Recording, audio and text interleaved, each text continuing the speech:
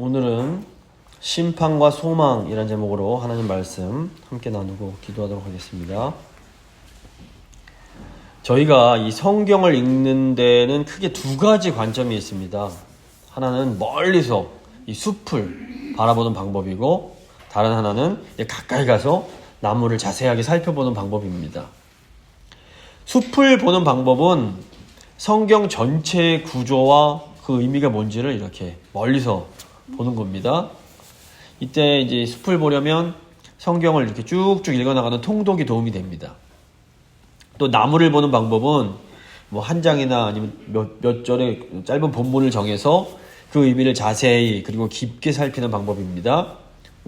사실은 이제 큐티라든가 설교가 주로 이렇게 보통 나무를 보는 방법을 취합니다. 이 둘 중에서 어떤 방법이 더 좋은 방법인가 이렇게 말할 수 없습니다. 성경을 잘 이해하려면 멀리서 보는 방법과 가까이서 자세히 들여다보는 것 모두가 필요합니다. 저도 보통 설교를 할 때에는 일정 본문을 정해서 그걸 자세히 설명하는 방법을 주로 이제 사용합니다. 근데 이제 아시겠지만 필요한 경우에는 그 본문의 역사적인 상황이나 전체 구조를 설명하기도 합니다.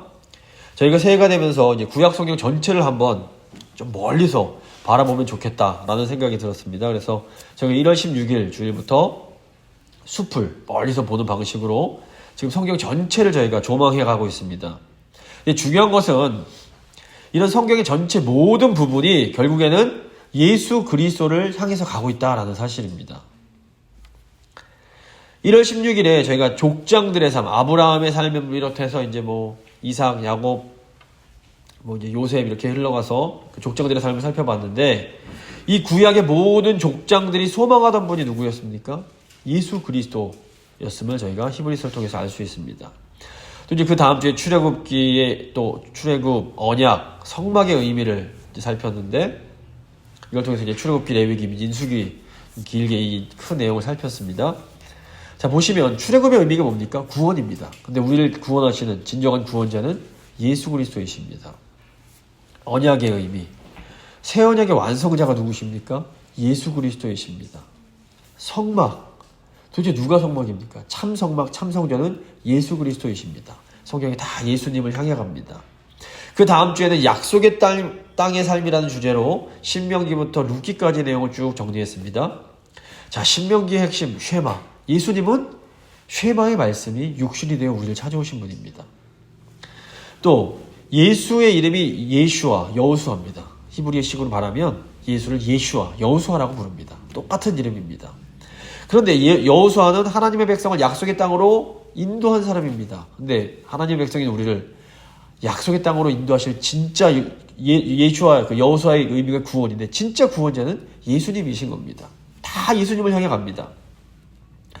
또 하나님 백성들 위해서 싸우시는 진정한 사사 누구십니까? 예수님이신 겁니다. 그 이후에 이제 3주에 걸쳐서 이스라엘의 왕들에 대해서 다뤘습니다. 이스라엘이 왕을 구했던 이유가 뭔지, 또 사울 왕의 문제가 무엇이었는지, 또 다윗 왕과 언약에 대해서, 그리고 솔로몬과 성전에 대해서 저희가 쭉 다뤘습니다. 자, 다윗 언약에서 다루고 있는 그 다윗의 후손이 누굽니까? 예수 그리스도이셨습니다. 또 솔로몬이 지었던 그 성전이 이 누구의 그림자였습니까? 참 성전이신 예수님의 그림자였던 겁니다. 그래서 예수님은 하나님 백성들의 진정한 왕이 되십니다. 그리고 저희가 지난주에는 이스라엘의 죄와 은혜라는 제목으로 이제 솔로몬 왕 이후에 이스라엘이 남과 북으로 갈라지고 또 멸망해 가는 과정을 통해서 열왕기 이제 나머지 부분들을 함께 생각했습니다. 자, 죄로 인해서 실패할 수밖에 없는 하나님의 백성들입니다. 근데 이 백성들을 포기하지 않으시고 끊임없이 이렇게 다시 부르시고 회복시키시는 그 하나님의 은혜가 나타납니다. 근데 이 은혜의 절정이 누굽니까? 예수 그리스도이신 겁니다. 이렇게 이제 보면 모든 길은 로마로 통한다라는 말이 있는데, 모든 성경은 결국 예수님으로 가게 되어 있습니다. 그래서 오늘은 이 북이스라엘과 또 남유다에서 활동했던 이 선지자들을 통해서 구약 성경 후반부에 나오는 이사야부터 시작해갖고 저 말라기까지 이 선지서들의 내용을 한번 대충 정리를 해보도록 하겠습니다. 결국 이 선지자들도 결국 누굴 향합니까? 예수님을 향하고 있는 겁니다. 세 부분으로 나눠서 오늘 말씀을 해볼 텐데, 첫 번째 선지자의 사명, 두 번째 선지자들의 메시지, 세 번째 진정한 선지자, 이 내용이 됩니다. 먼저 선지자의 사명을 보겠습니다. 선지자 또는 예언자라고 부르는데 이들의 사명이 무엇입니까? 이들이 도대체 무슨 일을 합니까? 그러니까 왕이 세워지기 이전의 선지자들은 백성들의 어려움을 돕는 그런 목회적인 일을 했습니다. 그러니까 이스라엘의 왕이 세워지기 전에는 선지자를 선견자라고 부르기도 합니다. 그러니까 이스라엘의 왕정이 생기기 이전 선지자들은 보통 미라클 메이커, 그러니까 이적을 행하는 사람들이었습니다. 고대 이스라엘 사람들은 어떤 삶에 문제가 생기면 그 문제를 해결하기 위해서 어떤 신토가 능력이 있는 선견자를 찾아가곤 했습니다. 그럼 이제 선견자가 뭐 이제 음식이나 돈 이런 걸 받고 그런 어려운 문제들을 해결해 주곤 했습니다. 가령 사무엘상 9장 보시면 사울이 아버지의 나귀를 잃어버렸을 때 어떻게 합니까? 선지자 사무엘을 찾아갑니다. 또 열왕기상 14장을 보시면 여로보암 왕의 아들이 아플 때 아내를 선지자 아히야에게 보냅니다. 이거 언뜻 생각하면 야, 이거 선견자 오늘날의 좀 무당이랑 비슷한 거 아니야? 이런 생각이 듭니다. 불편해집니다. 그런데 고대 사회와 현대 사회가 너무 달랐다는 것을 이해하셔야 됩니다. 요즘에 몸이 아프면 의사를 찾아가고 법적인 문제가 있으면 변호사를 찾아갑니다. 그리고 어떤 정신적인 문제가 있으면 상담사를 찾아갑니다. 하지만 이런 사회적인 역할이 분할되지 않았던, 세분화되지 않았던 고대 사회에서는 문제가 있으면 그냥 한 사람만 딱 찾아가면 되는 겁니다. 요즘도 저 부족 같은 데서는 어떤 문제가 있으면 어디 갑니까? 그 부족의 주술사를 찾아갑니다. 비슷합니다. 왕정 수립 이전의 선지자들은 이렇게 상담도 해주고 기적을 통해서 병도 고쳐주고 또 어떤 예언을 통해서 문제를 해결해주는 이런 백성들의 이렇게 문제를 해결해주는 해결사 역할, 돕는 사람의 역할을 했습니다. 그래서 이 왕정 이전의 선지자의 활동은 오늘날의 목회자들의 사역과도 비슷한 부분이 있습니다. 힘들면 가서 신방도 해드리고 기도도 해드리고 이런 역할을 선지자들도 했던 겁니다. 그런데 이제 이 이스라엘에 왕이 세워지면서 선지자들이 본격적으로 이제 하나님의 말씀을 대언하는 그런 역할을 이제 하기 시작합니다. 그래서 구약 선지서를 기록한 선지자들은 하나님의 특별한 선택을 받고 부르심을 받아서 하나님의 말씀을 대언했던 사람들이라고 할 수 있습니다. 저희가 선지자를 예언자라고도 하는데, 저희가 이제 예언자라고 하면 왠지 이렇게 미래의 일을 미리 말해주는 노스트라다무스 이런 사람들을 생각하기 쉽습니다. 하지만 성경에 나오는 예언자 할 때 이 예자는 일기예보할 때의 미리 예자가 아니라 은행 예금할 때의 맡기다라는 뜻을 가진 그런 예자입니다. 그래서 은행이 우리의 돈을 맡는 것처럼 예언자들은 어떤 사람들입니까? 하나님의 말씀을 맡은 사람들이다, 이런 의미가 있는 겁니다. 그래서 하나님은 선지자들을 선택하시고 부르셔서 말씀을 맡기셨습니다. 예레미야 1장 5절 보시면 내가 너를 모태에 짓기 전에 너를 알았고 내가 배에서 나오기 전에 너를 성별하였고 너를 여러 나라의 선지자로 세웠노라 하시기로. 선지자는 하나님이 선택하시고 부르셔서 세운 사람이 선지자인 겁니다. 구약 선지서를 보시면 선지자들이 여호와께서 이같이 말씀하시느니라, 히브리어로 코 아마르 아도나이 이렇게 말을 합니다. 이게 무슨 의미냐면 선지자가 말을 할 때 그 말이 내 말이 아니라 하나님이 나한테 맡겨주신 말이다 라는 의미입니다. 선지자들은 마치 스포츠 경기의 심판처럼 하나님 백성들을 이렇게 쫙 지켜보고 있다가 이 백성들이 하나님 언약대로 잘 살고 있는지 보다가 언약을 어기면 삑 휘바람 호루라기를 부는 겁니다. 그러면 가서 너네 이거 언약에서 위반된다, 너네 틀렸다, 회개해라, 경고하는 겁니다. 물론 이제 엘리야와 엘리사를 보면 일반 백성들의 어려움을 돌보는 이런 이적의 사역도 완전히 사라진 것은 아니었습니다. 하지만 왕이 세워진 이후의 선지자들의 주된 임무는 이스라엘의 왕이 언약을 어길 때에, 언약을 위반할 때에 왕을 찾아가서 언약을 상기시켜주고 하나님 나라의 왕으로서의 정체성을 잃지 않도록 도와주는 역할을 하는 거였습니다. 그래서 뭐 엘리야도 보시면 계속 왕들을 찾아갑니다. 이 왕 당신 틀렸어 지적을 합니다. 그러니 이제 선지자들이 왕에게 미움을 받을 수밖에 없었던 겁니다. 요약을 해서 말씀드리면 구약 선지자들의 사역은 두 가지입니다. 하나는 말씀 사역, 하나는 긍휼 사역이라고 부를 수 있습니다. 이 말씀 사역은 언약의 소송자로서 하나님 백성들이 언약의 말씀대로 잘 살고 있는지를 판단하고 그 언약을 어겼을 때에는 그것을 지적하며 회개를 외치는 일이었습니다. 또 긍휼 사역은 기적을 행하는 자로서 하나님 백성들의 그런 여러 가지 어려움을 돌아보고 해결해주는 그런 역할이었습니다. 동시에 이제 구약 선지자들의 이런 모든 말씀과 모든 행위는 오실 메시아 예수 그리스도를 예표했습니다. 그래서 복음서 보시면 예수님께서 하시는 사역도 두 가지입니다. 말씀도 전해주시고 기적도 행하시는 겁니다. 이게 다 선지자의 사역인 겁니다. 이제 그렇다면 과연 오늘날에는 누가 이 선지자의 두 가지 사역을 감당할 것인가? 이제 이게 중요합니다. 오늘날에는 예수 그리스도의 몸된 교회, 즉 우리가 이 선지자의 사역을 감당해야 됩니다. 교회는 우리가 예수 그리스도를 증거하는 이 말씀의 사역을 잘 감당해야 하고 동시에 이 하나님 백성들의 어려움을 돌봐주는 긍휼의 사역을 교회가 함께 잘 감당해야 되는 겁니다. 두 번째, 이제 선지자의 메시지입니다. 구약 성경에 나오는 선지자들의 메시지는 시간에 따라서 세 가지로 나눠집니다. 포로 이전 시기, 그다음에 포로 시기, 그리고 포로에서 돌아온 포로 귀환 이후 시기, 이 세 시기로 나눠집니다. 먼저 포로 이전 시기를 보시면 이제 구약 성경에 나오는 대다수 아주 많은 선지자들이 포로 이전에 활동을 했습니다. 이들은 주로 하나님 말씀대로 똑바로 살아라 이렇게 경고하면서 회개를 촉구하는 메시지를 전합니다. 그래서 북왕국, 북이스라엘이 멸망하기 전에 활동한 선지자들이 스마야, 하나니, 아히야, 엘리야, 엘리사 같은 이런 선지자들이 있습니다. 다 들어보셨는데 이들이 성경을 직접 쓰지는 않았습니다. 그러니까 하나님께서 주신 말씀을 전하기는 했지만 기록은 안 했던 겁니다. 그러다가 이제 북쪽과 남쪽 왕국의 죄가 아주 심각해지면서 하나님께서 본격적으로 선지자를 보내서 회개를 촉구하게 하시고 또 그 선포한 내용을 책으로 기록하게 하십니다. 이사야와 미가 선지자가 이 남왕국 유다를 향해서 심판을 전했다면 이제 뭐 아모스, 호세아, 요나 이런 선지자들은 북왕국 이스라엘을 위해서 주로 말씀을 전했습니다. 먼저 당시 이제 북왕국은 이제 우상 숭배와 더불어서 물질적 번영에 취해서 불의를 행하고 있었습니다.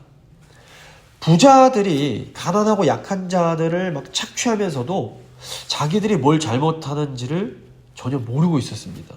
이때 하나님께서 선지자를 보내셔서 그들의 잘못이 무엇인지를 가르치십니다. 아모스는 특히 북이스라엘 사회의 불의를 아주 무섭게 질책합니다. 아모스 5장 11절 12절 보시면 너희가 힘없는 자를 밟고 그에게서 미래 부당한 세를 거두었은즉 너희가 비록 다듬은 돌로 집을 건축하였으나 거기 거주하지 못할 것이요 아름다운 포도원을 가꾸었으나 그 포도주를 마시지 못하리라.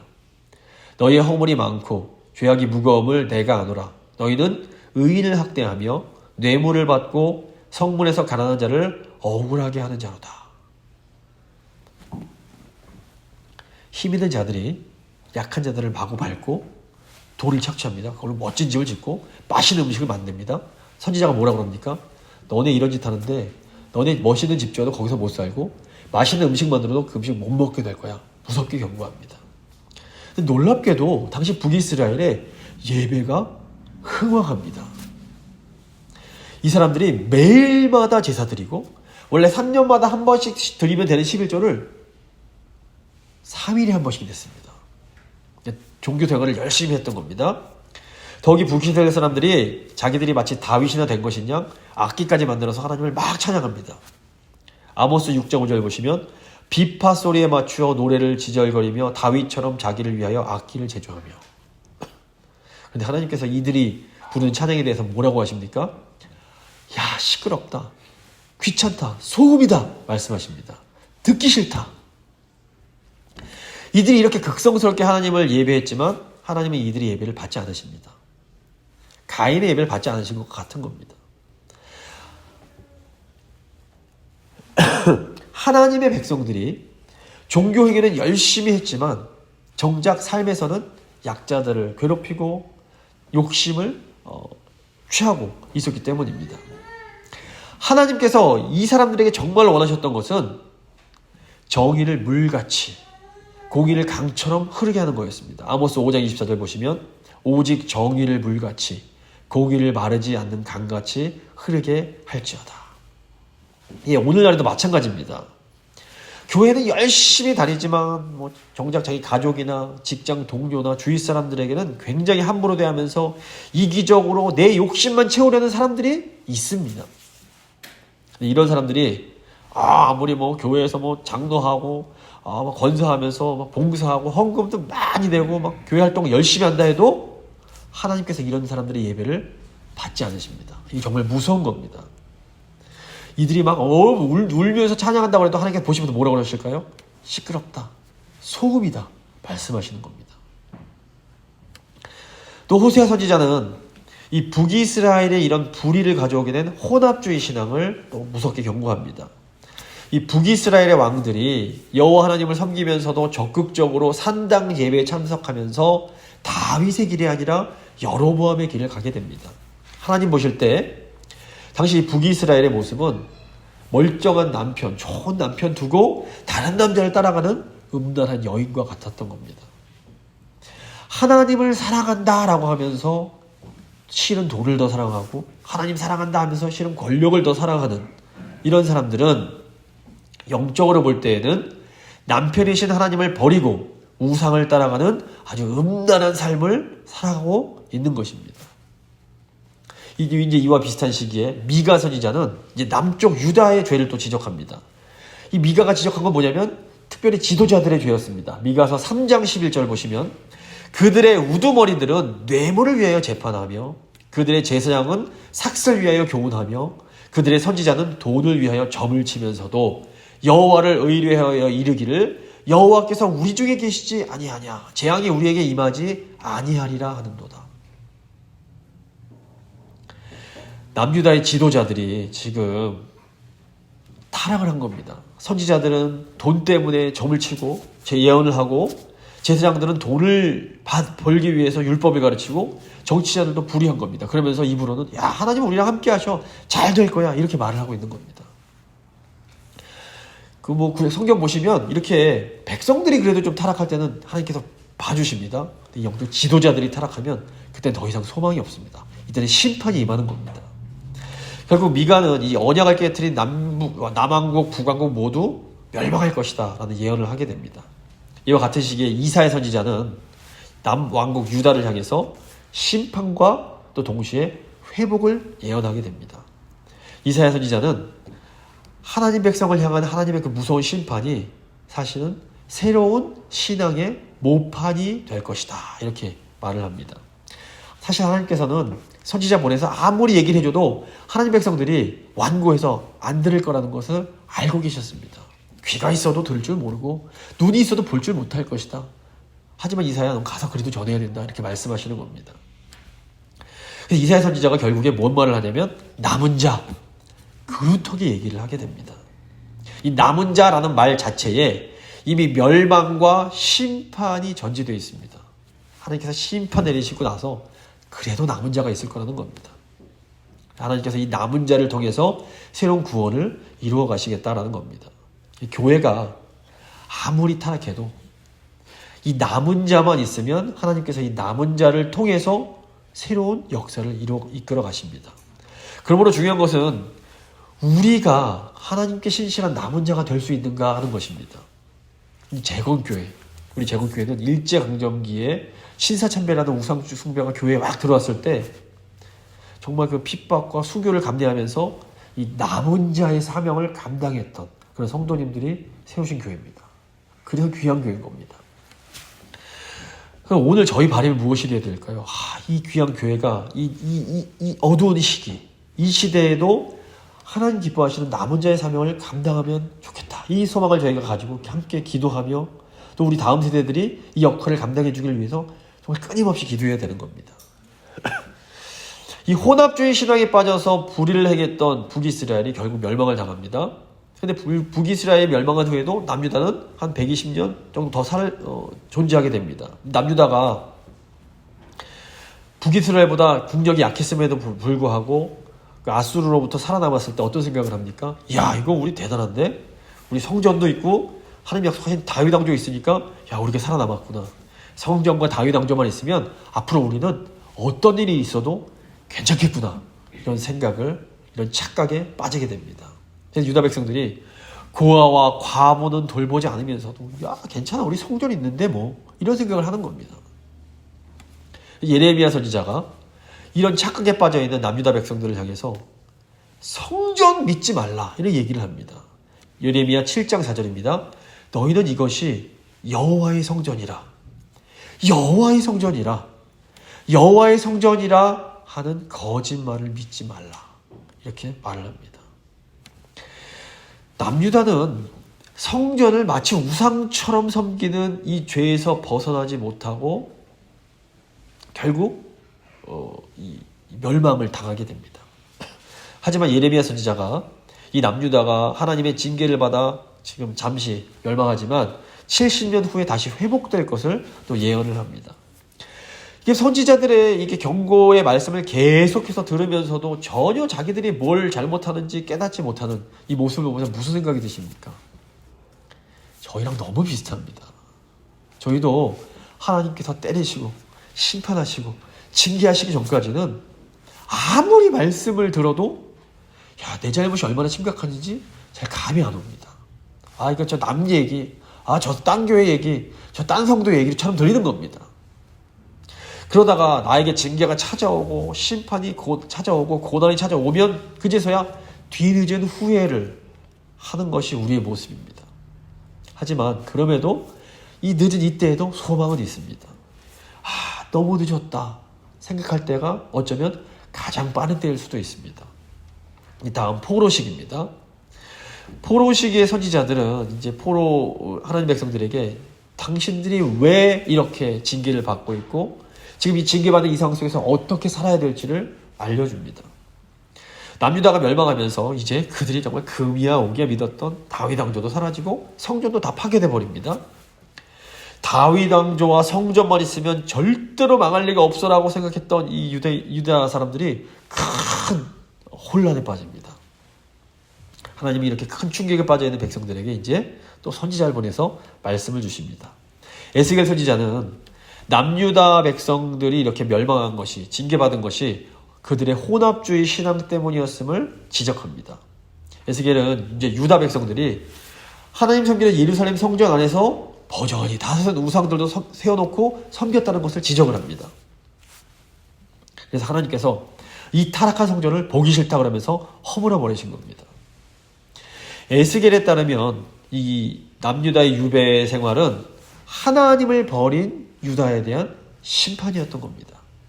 하지만 에스겔 선지자는 이렇게 무서운 심판 이후에 있을 소망을 또한 예언합니다.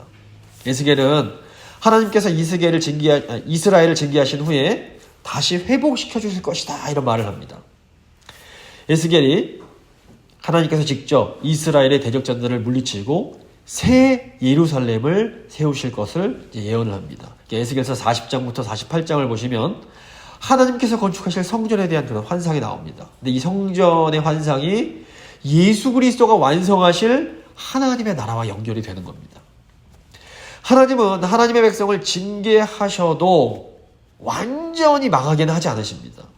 하나님의 자녀들은 징계받은 후에 다시 아버지로부터 회복의 은혜를 얻게 되는 겁니다. 저에게 소망이 있습니다. 하지만 징계가 끝날 때까지는 인내하며 기다려야 됩니다. 그래서 하나님께서 다니엘을 통해서 이 징계의 시간에 어떻게 하나님 백성들이 하나님 백성으로 잘 살 수 있을지를 알려주십니다. 바벨론이라는 그런 우상을 숭배하는 나라의 한복판에서 어떻게 신실한 하나님 백성으로 살아가야 될지를 다니엘이 몸소 보여주는 겁니다. 이제 포로 귀환 시기가 되면 하나님은 예레미야 선지자가 예언했던 것처럼 70년이 지난 후에 다시 유다 백성들을 회복시켜 주십니다. 요즘 저희가 이제 수요 예배 시간에 포로 귀환 이후에 유다 공동체에 대해서 함께 공부를 하고 있습니다. 페르시아 왕 고레스의 명령으로 바벨론 포로로 잡혀갔던 유다 백성들이 예루살렘으로 돌아와서 성전을 재건하게 됩니다. 이때 이제 학개와 스가랴 선지자가 포로 생활에서 돌아온 유다 백성들이 성전을 재건할 것을 격려합니다. 그러면서 지금 너희가 짓는 성전의 영광보다 나중에 있을 성전의 영광이 훨씬 더 크다라고 예언을 합니다. 이 예언은 결국 참 성전이신 예수 그리스도를 통해서 성취가 됩니다.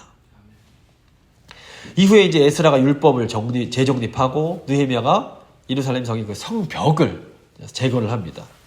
보시면 이게 포로에서 귀환한 백성들이 이렇게 하나님 말씀대로 성전도 재건하고 성벽도 재건을 합니다. 그런데 이 재건된 이 예루살렘 성의 모습이 자기들이 기대했던 만큼 그렇게 완벽하게 회복되는 것처럼 보이지 않습니다. 그러니까 이 사람들이 또 실망을 하게 되면서 이렇게 종교적으로 또 타락을 하게 됩니다. 성전 예배도 처음에는 막 감격으로 드렸지만 시간이 지나면서 또 시들시들해지는 겁니다. 자기들이 원하는 것처럼 막 나라가 확 성장하지는 않는 겁니다.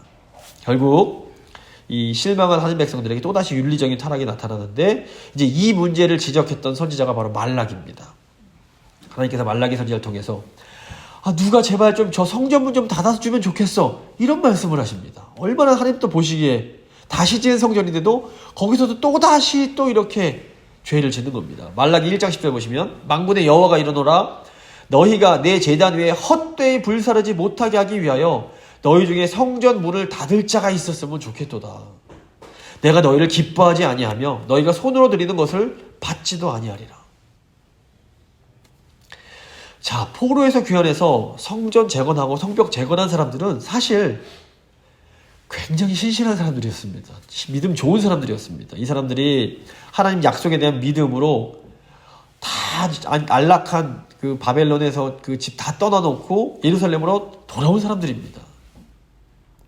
하지만 귀환한 사람들 안에 그런 어떤 새로운 시대가 열릴 거란 이 기대가 무너지면서 그 안에 어떤 실망이 존재하게 됩니다. 물론 부분적으로 선지자들이 예언했던 그런 예언들이 성취되긴 했지만 그들이 기대했던 만큼은 아니었던 겁니다.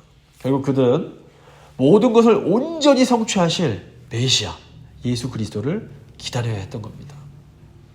보시면 이 모든 구약 선지자들의 메시지를 딱 두 단어로 요약을 할 수가 있는데 그건 바로 심판과 소망입니다.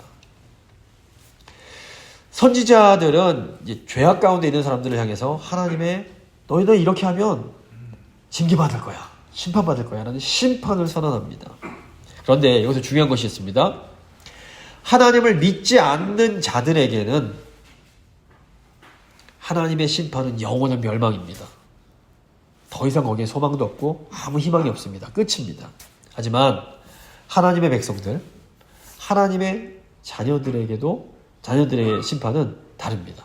하나님의 백성들도 언약을 어기면 심판을 받습니다. 근데 이 심판은 징계지 멸망은 아닙니다. 근데 문제는 우리가 분명히 하나님을 사랑하는 하나님의 백성들임에도 우리 안에 뿌리 깊은 죄성과 연약함이 남아있다라는 겁니다. 죄인은 어느 누구도 독선과 교만에서 자유롭지 못합니다. 결국 무슨 말입니까? 우리가 죄가 있기 때문에 결국 우리는 다 징계를 당할 수밖에 없다라는 겁니다. 우리는 징계를 받고 나서야 우리가 얼마나 교만한지, 우리가 얼마나 독선적인지를 깨닫게 됩니다. 지금 보면 유다 백성들도 하나님께서 선지자를 통해서 그렇게 회개해라 말씀해 주실 때에는 듣지를 못하다가 심판받아 멸망해서 바벨론 포로로 가서야 성전이 다 무너지고 나서야 우리가 잘못했구나라는 것을 깨닫게 됩니다. 저희가 뒤늦은 깨달음이란 말 들어보셨을 겁니다. 근데 우리가 우리의 죄와 교만을 깨달았을 때에는 모든 것이 너무 늦은 것처럼 느껴질 때가 많습니다. 자녀들은 다 떠나갔고 교회는 텅텅 비어버렸고 우리가 너무 크게 잘못했구나, 이미 때는 너무 늦어 보이는 겁니다. 하지만 성경은 뒤늦게 깨닫고 후회하는 사람들에게 놀라운 회복과 소망의 메시지를 줍니다. 선지자들은 하나님의 백성들을 향해서 심판 후에 있을 놀라운 소망을 선언합니다. 하나님은 하나님의 백성들을 향해서 징계받은 후에 영광스러운 회복이 있을 것을 약속해 주십니다. 이제 마지막으로 진정한 선지자입니다.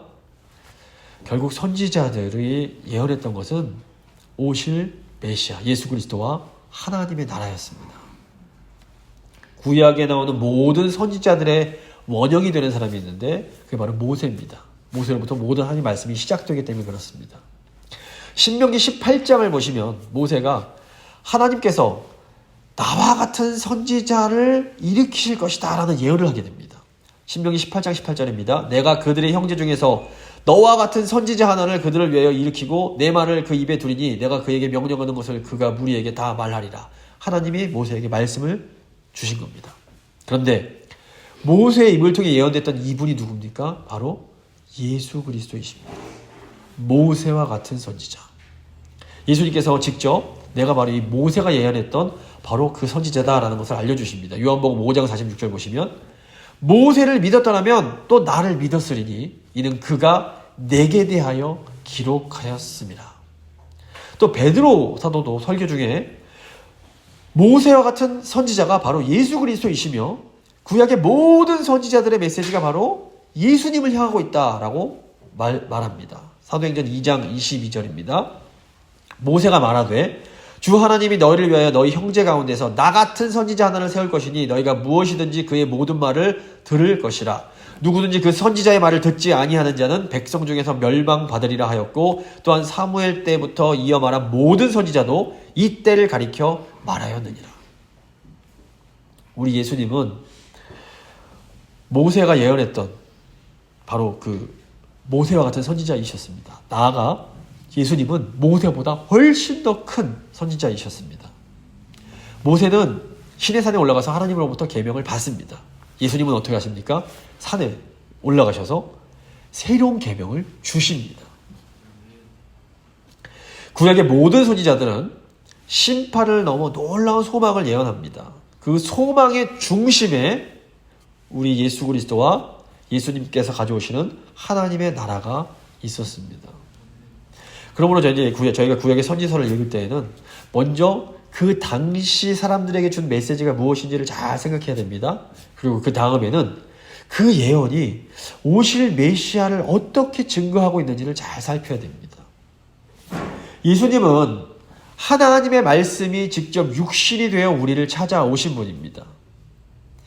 예수님은 하나님의 말씀을 전해주시는 참 선지자이실 뿐 아니라 우리의 죄를 사해 주시는 우리의 유일한 대제사장이시며 나아가 하나님 백성들을 통치하시는 우리의 참 왕이십니다. 최고의 선지자, 최고의 제사장, 최고의 왕이신 예수님께서 전하신 복음의 핵심이 무엇입니까? 모든 인간은 죄인이기에 죽을 수밖에 없다는 것입니다. 그런데 하나님께서 은혜로 구원을 약속해 주셨습니다. 예수님을 통해서 죄인인 우리를 구원하시고 다시 회복시키시겠다는 이 하나님의 약속이 바로 기쁜 소식 복음입니다. 이 하나님의 약속, 이 기쁜 소식, 이 복음을 우리가 믿기만 하면 우리가 죄악 가운데 있을지라도 절망 속에 있을지라도 결국 하나님께서 주시는 구원을 받게 됩니다. 믿음은 이 하나님의 약속을 받아들이고 그 약속을 꽉 붙드는 것입니다.